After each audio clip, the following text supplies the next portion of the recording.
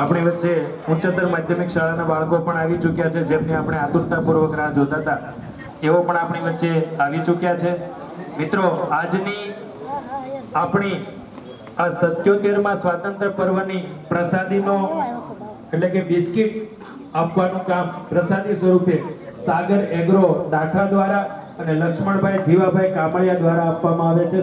સમગ્ર શિક્ષણ પરિવાર દાઠા એમનો ખૂબ ખૂબ આભાર માને છે. ફરી વખત જે મિત્રો અહીંયા ઊભા છે એમને વિનંતી છે કે આપના માટે સરસ મજાની લીલી શેતરંજીની વ્યવસ્થા કરેલી છે. આપ ઝડપથી આપનું સ્થાન લઈ લેશો. જે મિત્રો પણ હજી ગેટની બહાર ઊભા છે એમને પણ વિનંતી છે કે તમતાર મૂંઝાતા નહીં. અમે આજે તમને માવો ખાવાની ના પાડવાના નથી, નકરી મૂંઝા ક્યારું થોકવું છે. એટલે એ સાચી વાત છે. નાના ભાઈઓ શર્મા એટલે એ લોકો પણ આજે અમે તમે અમારા મહેમાન છો એટલે આજે અમે તમને ના પાડવાના નથી. બરાબર મિત્રો, ફરી વખત આપણા મહેમાનો માટે આપણે સૌ એકવાર તાળીઓથી એમનું સ્વાગત કરીશું. આપણી વચ્ચે આ મહાનુભાવો પધાર્યા છે. ફરી વખત સમગ્ર શિક્ષણ પરિવાર દાઠા એમને આવકારે છે. આવી જાઓ મિત્રો, તમે અમારા ભૂતપૂર્વ વિદ્યાર્થીઓ છો. તમે એક દિવસ અહીંયા જ બેઠા છે. સરપંચ શ્રી, ઉપસરપંચ શ્રી, સદસ્ય શ્રીઓ જો કોઈ ઉપસ્થિત હોય, ગામના વડીલો, તો એમને સ્ટેજ પર પોતાનું સ્થાન લેવા વિનંતી છે. યુવાનો અને જેમના થકી આ ગામ, જિલ્લો, તાલુકો અને રાષ્ટ્ર ઉજ્જવળ છે એવા યુવાનોને પોતાનું સ્થાન લઈ લેવા, તમામ શિક્ષક મિત્રોને જેઓ આ સમગ્ર કાર્યક્રમ સાથે પૂરા મન સંકળાયેલા છે એવા સર્વોને પોતાનું સ્થાન લઈ લેવા વિનંતી છે. આપણે ટૂંક સમયમાં જ આપણો કાર્યક્રમ શરૂ કરવા જઈ રહ્યા છીએ.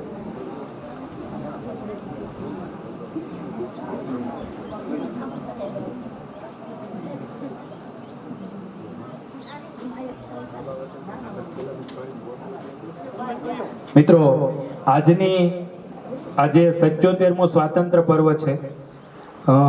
એમના પ્રસાદી સ્વરૂપે મેં તમને વાત કરી કે બિસ્કિટ નું વિતરણ થવાનું છે. તે સાગર એગ્રો દાઠા અને લક્ષ્મણભાઈ જીવાભાઈ કામળિયા તરફથી થવાનું છે.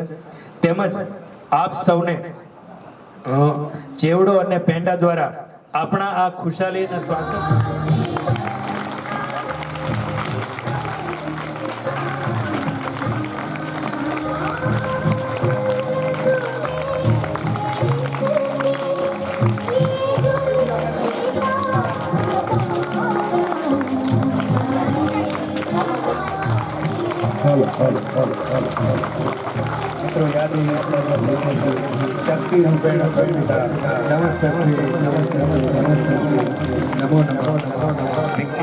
નિમિત્તે પધારેલા ગામના પ્રથમ નાગરિક અને આપણા ગાડીના સરપંચશ્રી, ઉપસરપંચશ્રી, પંચાયતના સરપંચશ્રીઓ, શારી સંકુલના આચાર્યશ્રીઓ, ગામના આગેવાનો, વડીલો, મિત્રો અને પ્યારા વિદ્યાર્થી દોસ્તો, આજે એ પધારેલા આપ સૌનું હૃદયથી સ્વાગત કરું છું.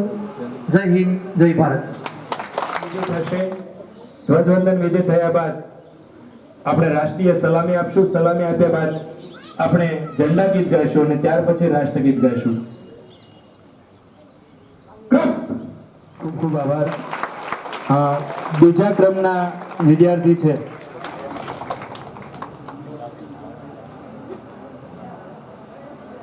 સરપંચ શ્રી દ્વારા પણ એમને ભેટ આપવામાં આવે છે. ખૂબ ખૂબ આભાર આપનો. બીજા ક્રમના વિદ્યાર્થીની છે સરવૈયા હેતલબા રઘુવીરસિંહ, 87.66% સાથે દ્વિતીય ક્રમે આવે છે. ખૂબ ખૂબ આભાર. દાતા તરફથી અને બહેન તરફથી એક કવર આપવામાં આવે છે. તાળીઓના ગડગડાટથી આપણે એમને વધાવતા રહીશું. પ્રથમ ક્રમે આપણથી ખબર પડે છે એટલે આપણે હવે થોડીક મહેનત કરવી પડશે. એટલે તાળીઓના ગડગડાટથી આપણે એમને વધાવશું. બહેન તરફથી પણ એમને ઇનામ અપાઈ રહ્યું છે. ખૂબ ખૂબ અભિનંદન આ વિદ્યાર્થીઓને. હવે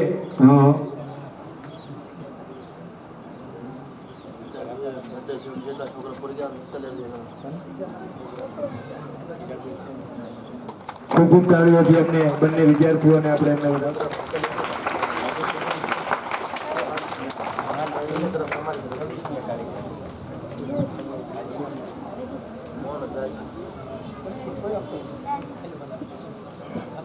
મિત્રો આજે આપણે વરસાદના 15મી ઓગસ્ટે હોય છે એટલે આપણે હવે પછી દરેક કાર્યક્રમ 26મી જાન્યુઆરીએ હાઈસ્કૂલના મોટા મેદાનની અંદર કરીશું. એટલે આજે આપણે સાંસ્કૃતિક કાર્યક્રમ નથી, માત્ર ધ્વજવંદન છે. છતાં સમગ્ર કાર્યક્રમને 500 રૂપિયા ઝાકીર હુસેન આપે છે, જેઓ આપણે અહીંયા હવે આપણી સાથે કેટલીક પ્રાસંગિક વાતો કરવા માટે ડાઠા કેન્દ્રવતી શાળાના આચાર્ય શ્રી ભૂપતભાઈ સાહેબને વિનંતી કરીશ કે આજના પ્રાસંગિક પ્રવચન કરશે અને જરૂરી માર્ગદર્શન પૂરું પાડશે. ભૂપતભાઈ સાહેબ.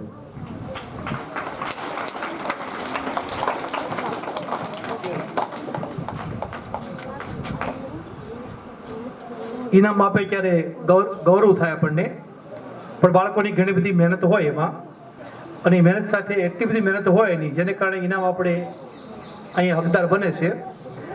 તો તમે બહાર તપાસ કરો ને તો દરેક બાળક કેટલી બધી મહેનત કરતા હોય એની થોડીક વાત કરું વચ્ચે. હું એક ગામમાં ગયેલો, રાત્રે લગભગ 8:30 વાગે બે વ્યક્તિ મને સામા મળ્યા, ઓળખીતા હતા. મેં એમને પૂછ્યું કે ભાઈ કેમ અત્યારે? તો કે અમે ગામમાં 10મું 12મું ભણતા છોકરાની તપાસમાં જઈએ છીએ કે ઊંઘી નથી ક્યાં ને. તો કેમ રોજ માટે? હા, રોજે રોજ. અને ગામમાંથી માણસો તૈયાર થાય કે અમારું બાળક, આ ગામનું બાળક ધોરણ 10માં 12માં ભણે છે અને એ પાછો વાંચે છે કે નથી વાંચતું, એને કંઈ મુશ્કેલી નથી ને, ઘેરે કાંઈ પ્રશ્ન તો નથી ને. તો એવી જ્યારે તપાસ થાય ને ક્યારે બાળકો ભણશે. તમે જ્યાં જાઓ કે આ બાળકોના ટકા 80%, 90%, 95%, 99%, 98% સુધીના ટકા હોય છે. ભાઈ કેમ એ દાઠામાં પરિવર્તન નથી થતું? તો એનું એકમાત્ર કારણ થોડીક અમારી ભૂલે કદાચ હોઈ શકે. અમે શક્ય એટલી શ્રેષ્ઠ મહેનત કરવા પ્રયત્ન કરીએ છીએ, પણ તોય અમારામાં કચાશ છે એવું માનીએ અમે. પણ સાથે તમે લોકો બાળકો પ્રત્યે એટલા બધા સજાગ નથી જ, એ સ્વીકારવું રહ્યું આપણે. તો થોડો સજાગ થાવ, તપાસ કરો, સમાજવાદ શહેરીવાદથી શરૂ કરો, પણ દાઠાનું નામ ગમીને આવવું જોઈએ. દાઠા છે એ પ્રગતિને પંથે 100% આવે એવા બધા પ્રયત્ન કરવા જોઈએ. તમે જોશો કે દરેક ક્ષેત્રમાં ક્યાંક ને ક્યાંક કોઈક ને કોઈ સ્કૂલ કે ગામનું નામ આવે. ભાઈ કેમ આપણું નામ ન આવે? તો થોડુંક ચિંતન કરો, થોડાક પ્રયત્ન કરો. બીજું કે સ્વચ્છતા અભિયાન, આપણા ગામમાં સ્વચ્છતા અભિયાનને નામે થોડીક વધુ અગવડતા ઊભી થયેલી છે. તો એવું ન કરી શકાય કે ગામનો કોઈ પણ દુકાનદાર હોય એ પોતે કચરા પેટી પોતે રાખે ને એના ગ્રાહકોને કહે કે કચરા પેટીમાં નાખ, પછી ખાલી કરવાનો. એક સમય એવો આવશે કે અમારે તમારી સામે 5 વિદ્યાર્થી ઊભા રાખવા પડશે કે ભાઈ તમે ગંદકી કરો છો તો અમારા 5 વિદ્યાર્થી તમારી સામે અડધી કલાક ઊભા રહે. એવું કરીએ આપણે. ભાઈ તમને તો કંઈક થતું હોય. ભાઈ ગામની સ્વચ્છતા છે, બીજા ગામના મોટા ભાગના માણસો અહીંયા મુલાકાતે આવે છે કારણ આ તીર્થભૂમિ છે. આ તીર્થભૂમિ છે અને ચામુંડા માતાના રસ્તા ઉપર આવે છે અને જૈન મંદિર માટે દેશ અને દુનિયાથી માણસો આવે અને આપણા ગામની નામ સાફ ખરાબ લઈ જાય એ વસ્તુ ખોટી છે. થોડાક સજાગ રહો, થોડાક જાગૃત રહો, થોડાક પ્રયત્ન કરો. બીજું, મોટાભાગના સમાજમાં કે ગામમાં એવો એક ફંડ શરૂ હોય, ભાઈ સરસ્વતી સહાય નામે એક ફંડ શરૂ હોય કે દર મહિને એક કુટુંબ 50 રૂપિયા કે 100 રૂપિયા નોંધાવે. એમાં દરેક પરિવારમાંથી એ સમાજમાં નોંધાવે કે ગામમાં નોંધાવે કે શહેરીમાં નોંધાવે કે ભાઈ આપણા બાળકને ભણવા માટે આજે પૈસા ભેગા થાય, એ પૈસામાંથી આપણો બાળક MBBSમાં ભણી રહ્યા પછી જ્યારે તૈયાર થઈ જાય, નોકરી મેળવી લે અને પછી પૈસા આપણે વ્યાજ પાછા આપે. વ્યાજ કદાચ ન આપે તો મૂળ રકમ પાછી આપે, ભંડોળ વધતું જાય. તો એવા પ્રયત્ન ન કરી શકાય? એવા ઘણા સમાજો છે. તમે બાર કોઈકને પૂછો કે આ લોકો પોતે ઘણા બધા પરિવર્તનો સાથે પોતાના બાળકો ક્યાં ભણે છે, શું કરે છે અને કોણ હોશિયાર છે એને ખબર હોય અને એ બાળક માટે એ લોકો રોકાણ કરે કે ભાઈ આ બાળક ડોક્ટર થવો જોઈએ, ઇજનેર થવો જ જોઈએ. તો એવી આપણે જરૂર છે. ત્રીજું કે તિથિ ભોજનનો આપણી બધી શાળાઓ છે. તિથિ ભોજન માટે દાઠા કેન્દ્રીય વતીમાં વર્ષ તાળે 15 થી 20 વ્યક્તિઓનો તિથિ ભોજન અમને મળે. બાળકો આખા વર્ષમાં 20 દિવસ સારામાં સારું બેસ્ટ જમે. તો એવું ન કરી શકાય કે દાઠા કેન્દ્ર વતી છે, કન્યા શાળા છે, હાઈસ્કૂલ છે, ઉચ્ચતર માધ્યમિક છે, એ તમે તિથિ ભોજન આપો. મોટો ખર્ચો નથી એમાં, 65,000 રૂપિયામાં એક શાળા કવર થઈ જાય. તો થોડી સંખ્યા વધારો, થોડા ગ્રુપો બનો, દર મહિને 50 રૂપિયા જમા કરો અને એમાંથી થોડુંક કંઈક કરો. કારણ કે બાળક છે એ મોટો થાય ત્યારે ગામની સાફ સારી પાડે. આપણે ઘરે કોઈના જન્મદિવસની ઉજવણી હોય, કોઈની મૃત્યુની તિથિ હોય, આપણા સગા, આપણા વાલા આપણી વચ્ચે ન હોય, એની યાદગીરી માટે તિથિ ભોજન કરાવો. તો કંઈક તમે એવું કંઈક એક્શનમાં આવો જેનાથી બાળકોને લાભ થાય, બાળકો શાળાએ આવે. આપણા વિસ્તારમાં એવરેજ 25% બાળકો રોજ શાળાએ આવતા નથી. એવરેજ 25% સાહેબે બાળકો. જે વાત કરી એ 100% આમ તો સર્વમાન્ય વાત છે અને માથે ચડાવવા જેવી. આપણે ગામ લોકોની નિષ્ક્રિયતા પૂરેપૂરી છે. એ જો આજની હાજરી એનું પરિણામ છે.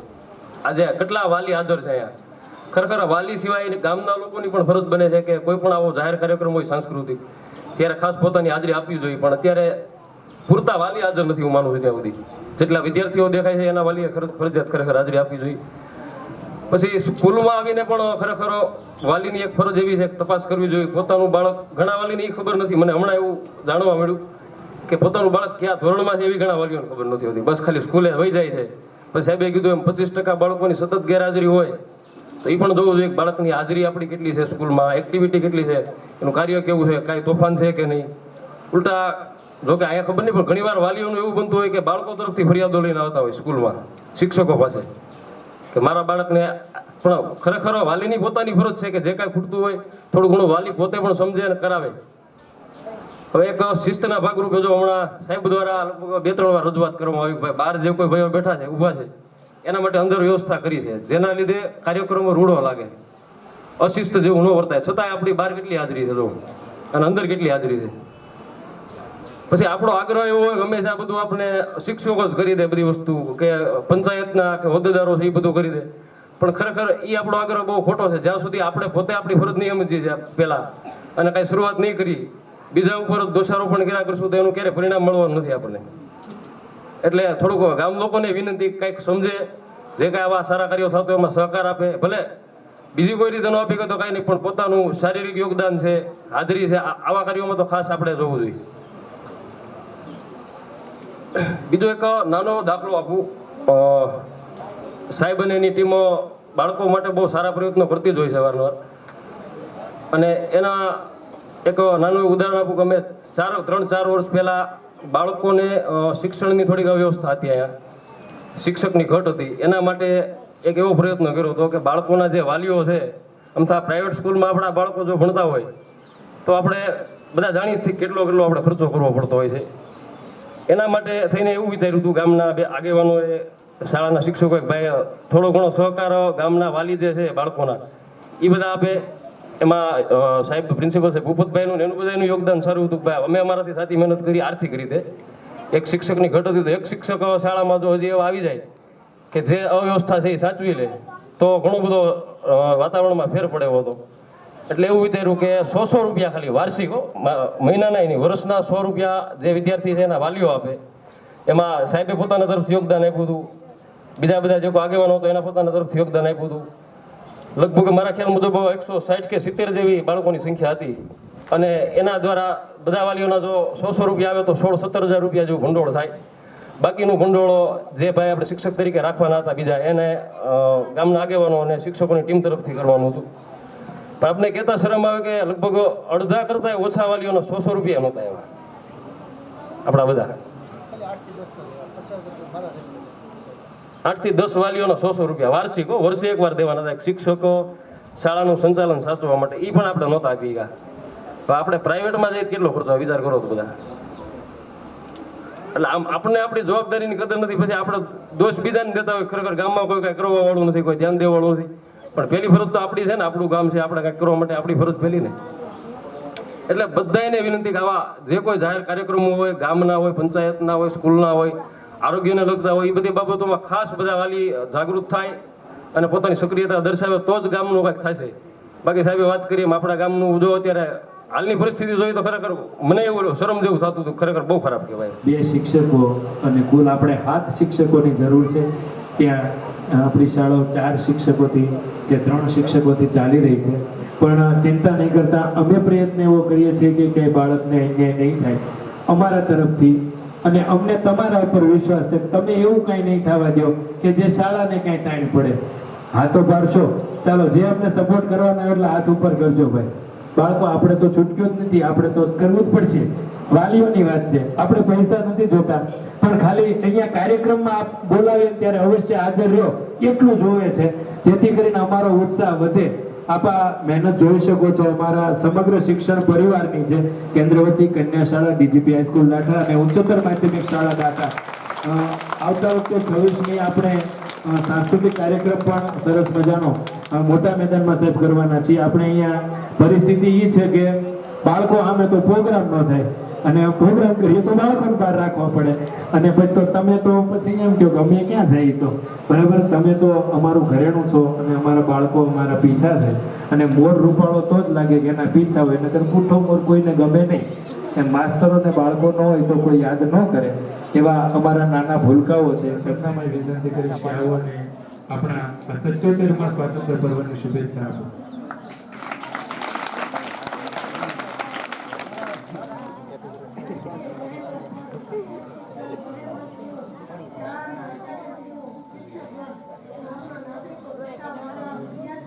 સૌ વતીને સલામ. ભારત માતા કી જય. મૂકવામાં આવી છે. મંચ આજના કાર્યક્રમને 200 રૂપિયા ગ્રામ પંચાયતના ઉપસરપંચ શ્રી તરફથી ભેટ મળેલ છે. આપ તાલીઓથી સૌ વધાવી દઈશું. આભાર. આજનો ખૂબ રૂડો કાર્યક્રમ, 77મો કાર્યક્રમ છે આજ.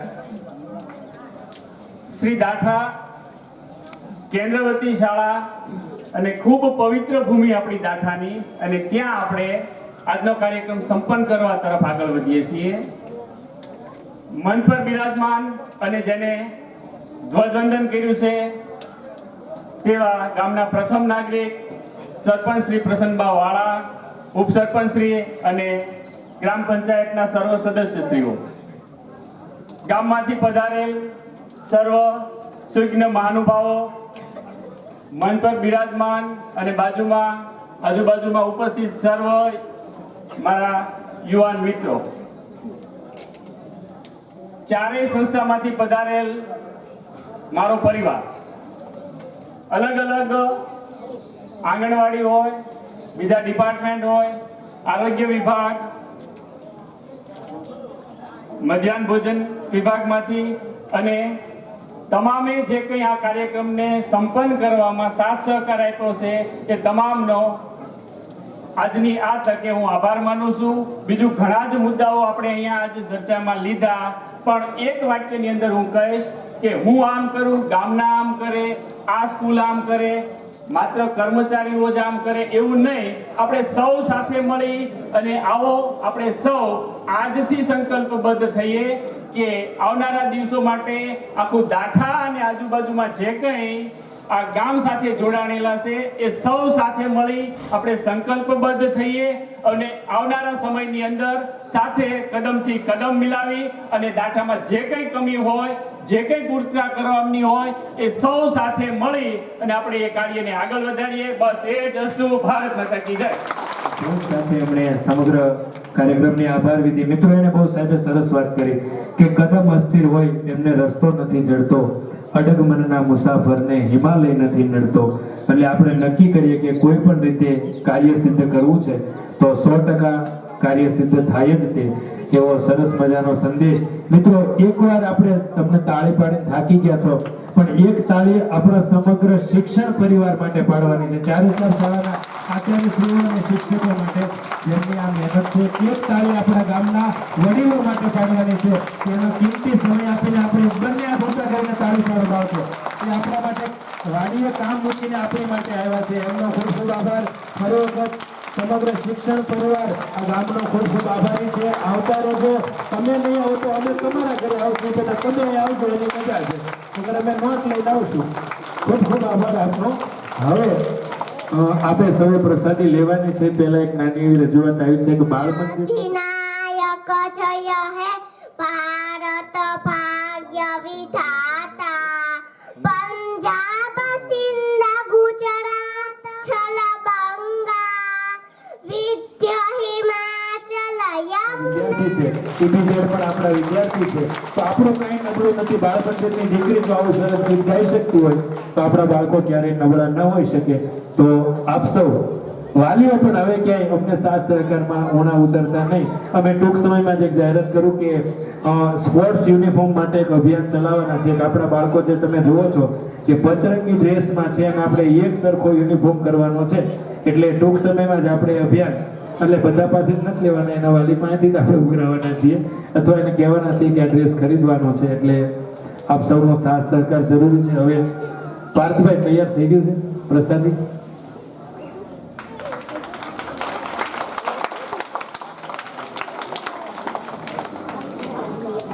બાળકોએ કોઈએ જ્યાં સુધી સૂચના ન મળે ત્યાં સુધી આપનું સ્થાન છોડવાનું નથી.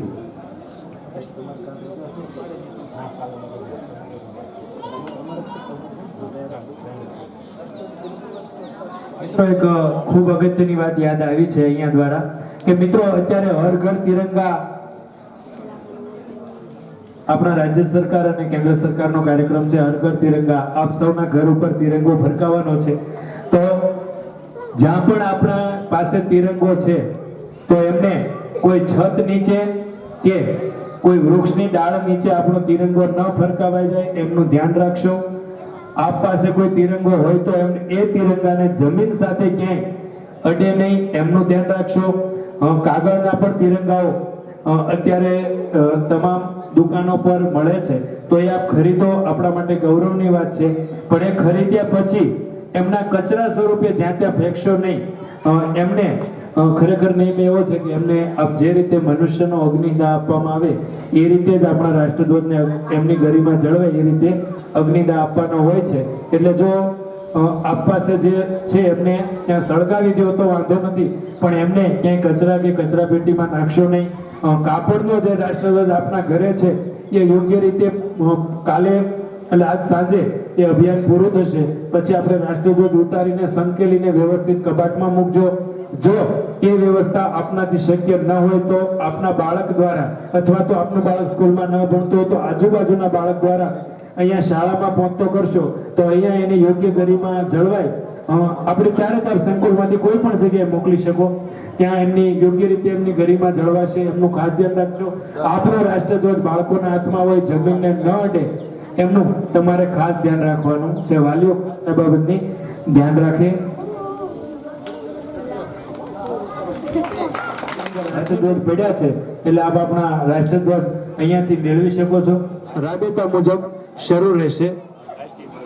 આપણી વચ્ચે આપણા પૂર્વ સરપંચ અને SMC ના સભ્ય શ્રી સહદેવસિંહ પણ ઉપસ્થિત છે. એમનું આપણે સ્વાગત કરીએ છીએ.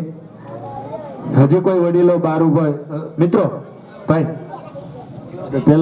પહેલા બહારથી શરૂ કરો ને વડીલોને બોલી ભાઈ. મહેમાનોને પહેલા આપી દો ને ભાઈ સાહેબ, આપણે મહેમાનોને આપી દો ને મિત્રો. ફરી વખત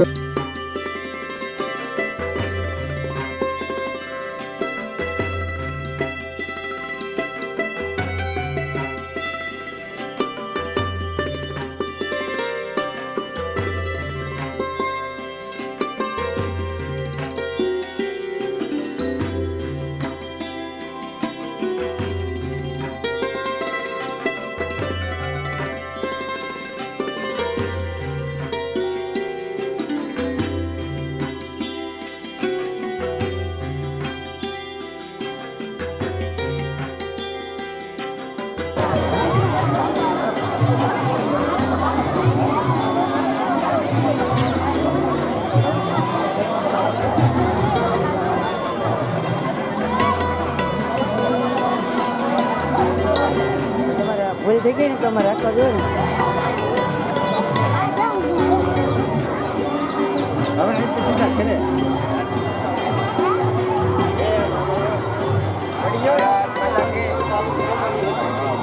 જય તો બોલાવો.